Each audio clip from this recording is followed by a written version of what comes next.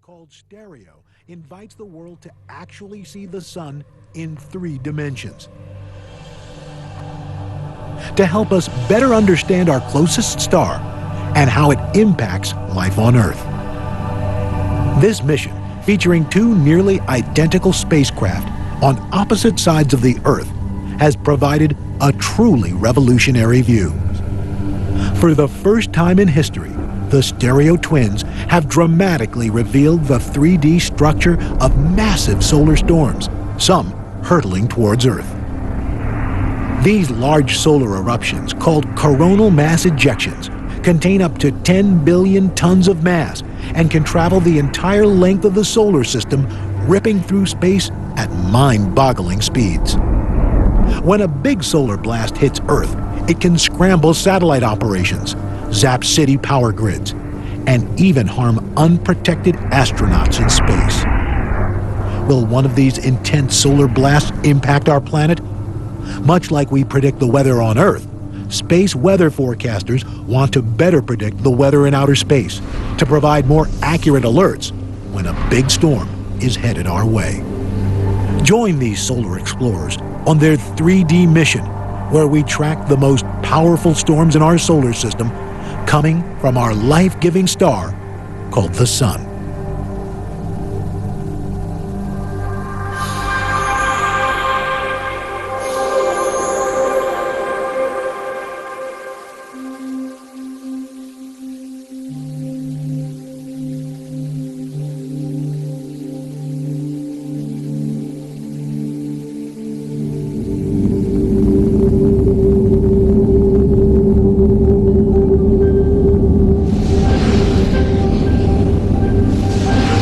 The twin stereo spacecraft are now in the Sun's orbit, and a 5 billion-year-old star is ready for its close-up.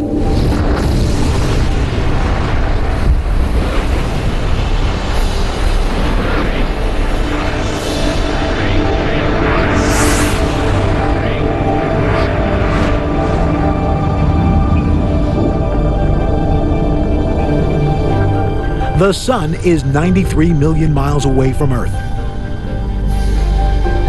But by using stereo, lead NASA scientist Dr. Madhulika Guhathakurta will soon be closer to the Sun than anyone ever before. It goes back to the Lewis and Clark days, essentially. It's just moving from one frontier to the next. With the help of stereo, the exact arrival time of a solar storm can be predicted within 2 hours, 12 times more precise than in the past.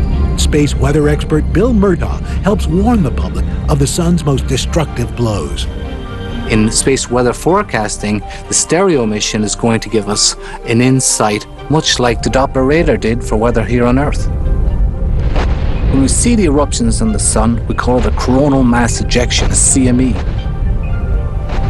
We'll be able to have a side view of them for the first time to see how they expand. We're going to be able to watch the CME as it travels the 93 million miles from the Sun to Earth. Coronal mass ejections are the most violent explosions in the entire solar system.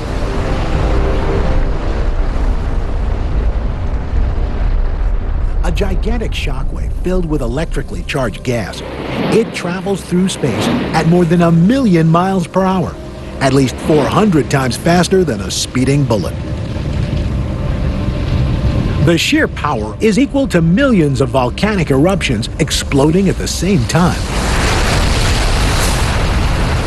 A flood of high-energy particles can break through the Earth's protective bubble called the magnetosphere, charging up our atmosphere and the very ground we walk on.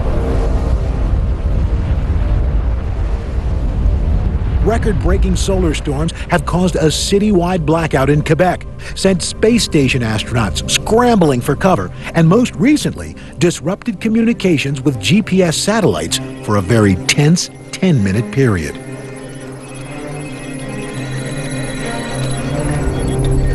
We are in an era where we have introduced this concept of space weather because it matters to us now.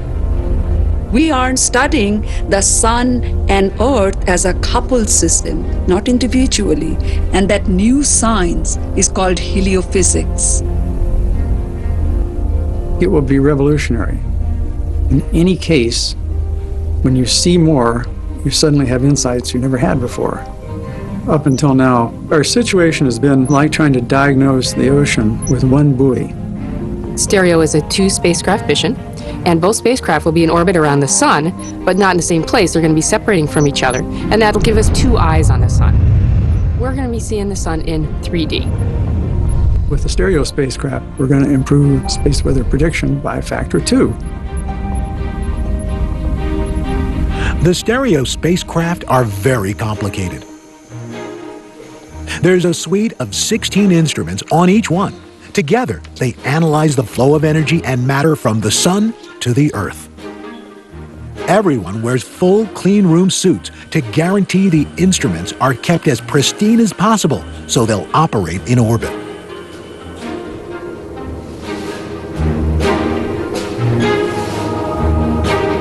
When we have launches, what we don't think about is that there are so many things you have to do right to make it work. And all it takes is a small little thing to make it go wrong. Yes, you are as if praying, holding on to your breath. The launch was just marvelous. It was a spectacular October sky. And it was a night launch. 5, 4, 3, 2.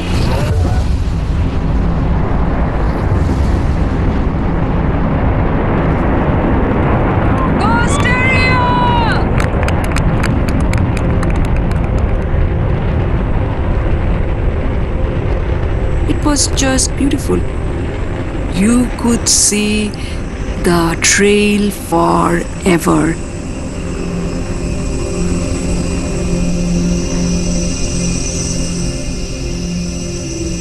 The 2 Stereo spacecraft are launched together and then separated.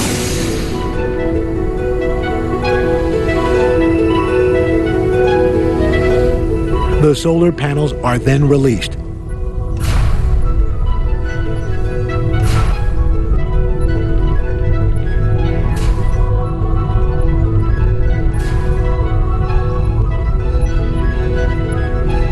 They come out in 2 waves.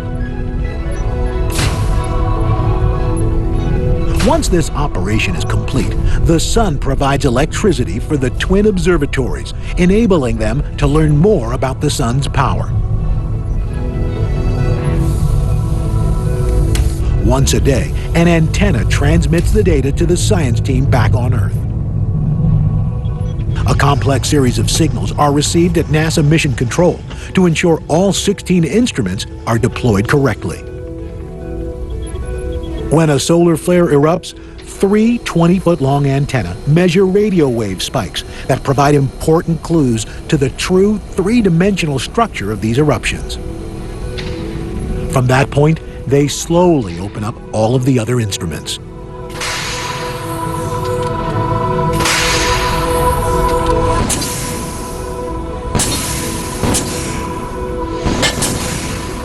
The twin Stereo spacecraft were then ramped up to their full power, and the team was ready to go. Mission Control is at the Johns Hopkins Applied Physics Lab in Maryland. The crew is divided into 2 teams, one for Stereo A, the other for Stereo B. The twin Stereo craft were launched together and then separated, one placed ahead of the Earth, the other one behind. They look at the sun simultaneously, giving the Stereo team the world's first 3-dimensional images of the sun and solar storms. At the heart of the Stereo mission are instruments that trace the invisible high-energy particles streaming from the sun. Space between the Earth and sun is not empty. It's filled with the sun's super-hot atmosphere streaming out into the entire solar system. This stream of energetic particles is sometimes smooth, other times turbulent. It's called the solar wind. A coronal mass ejection, is a massive storm of energized particles that rips through this solar wind. It interacts with the Earth's magnetic field in disruptive ways. We're extremely interested in what happens on the sun because we live in the atmosphere of the sun. So if the sun sneezes, the Earth will catch a cold. Fortunately, we have the magnetosphere that acts almost like a Kleenex and keeps out most of the nasty radiation.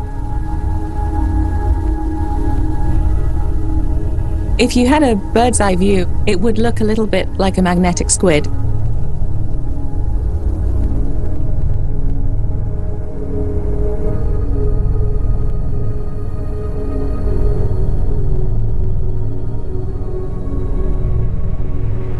The sun's most energetic particles can disrupt Earth's magnetic field. Electrons storm into the Earth's atmosphere in the polar regions. This creates the northern and southern lights, the aurorae. When you see the aurora, I think everyone who sees them for the first time is just blown away by how beautiful they are. They really do look like shimmering curtains of light flowing in the breeze. Using a special radio receiver, we can convert the signature of solar particles zooming through the Earth's magnetic field into sound.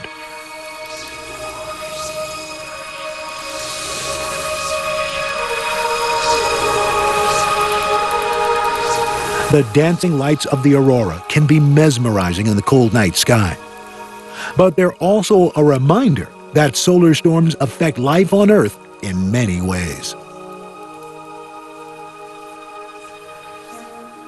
NOAA, the National Oceanic and Atmospheric Administration, is responsible for space weather forecasting at the Space Environment Center in Boulder, Colorado.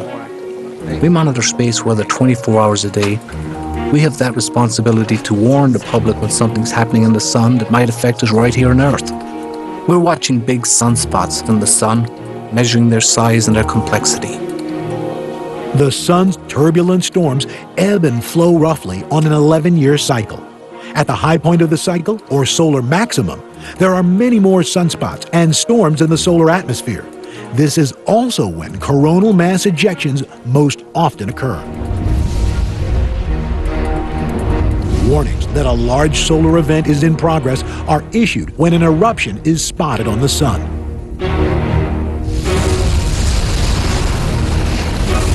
These huge explosions impact radio and GPS systems here on Earth.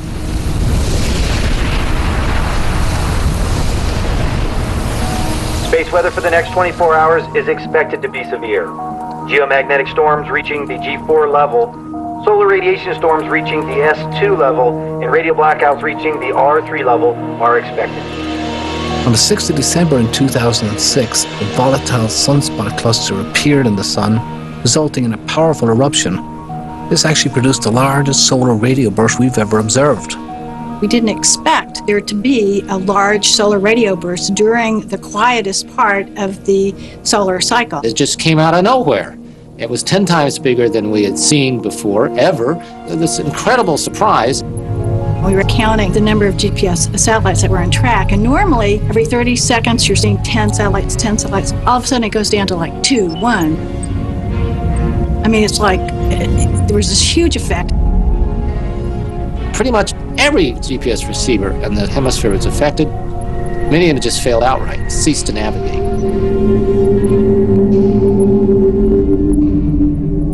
It only happened on the sunlit side of the planet, but it was instantaneous and it was global. Unlike a CME, this solar radio burst is traveling at the speed of light, so it reaches Earth in 8 minutes. And this solar eruption resulted in flights being rerouted away from polar routes.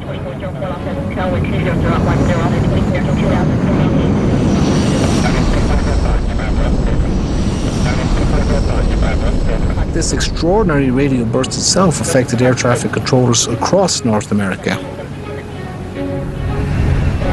So now we had to just drop everything and rethink this situation. What is the biggest we could possibly get? We just, of course, don't know. As a society, we've become increasingly reliant on technology. Few people today leave home without their cell phone. Many of us have GPS receivers in our cars. We rarely, if ever, consider the possibility of not having electricity when we return home. We have power grids that are sensitive to the electric current that's caused by these supercharged particles from the sun.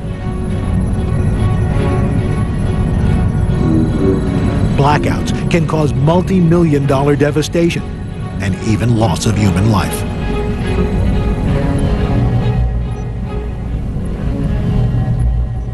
Satellite operators recognize that space weather can have a significant impact on their spacecraft, so they point their satellites in a safer direction to protect them from high-energy particles coming from the sun.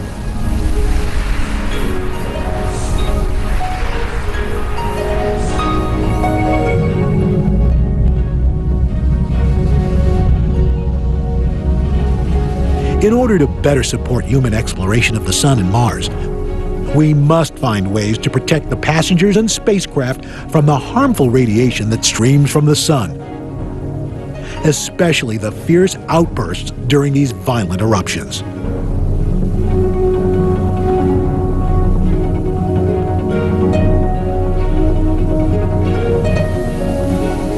To understand and to be able to accurately predict when these high-energy particles might be coming towards Earth is critical to our future in space.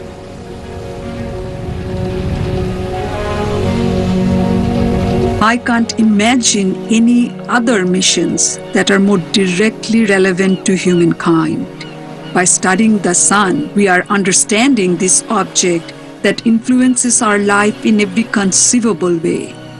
But to view that in 3D, I really can't quite envision myself. I get emotional if I think about it.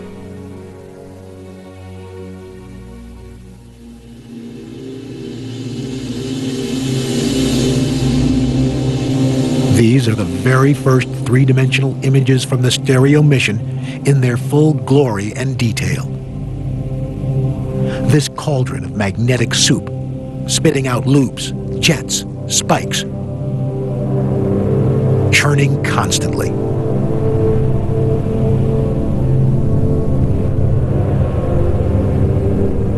The science team uses colored filters that reveal the different parts of the sun at different temperatures.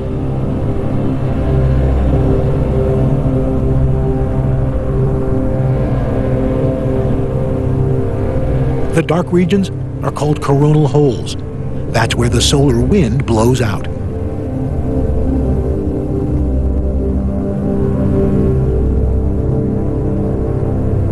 What you also see are these beautiful rays called polar plumes that seem to extend forever.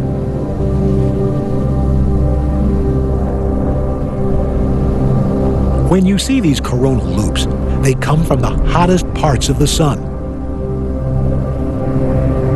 This is where coronal mass ejections can erupt.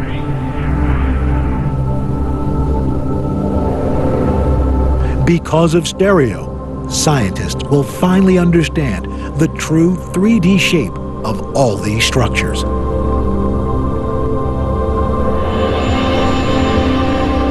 They will be able to better predict how much energy is stored inside these loops. This will help solve some key mysteries of the sun.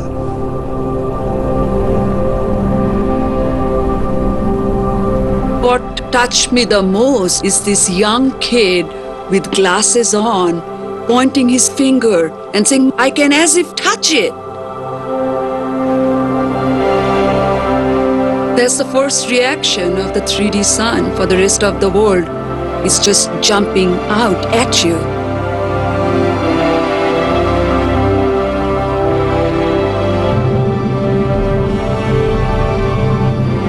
I've always been fascinated by the night sky, by the stars, the galaxies. What is there beyond? To probe deeper and deeper and deeper into a given object. So I think it's humankind's destiny to move out and beyond, to understand.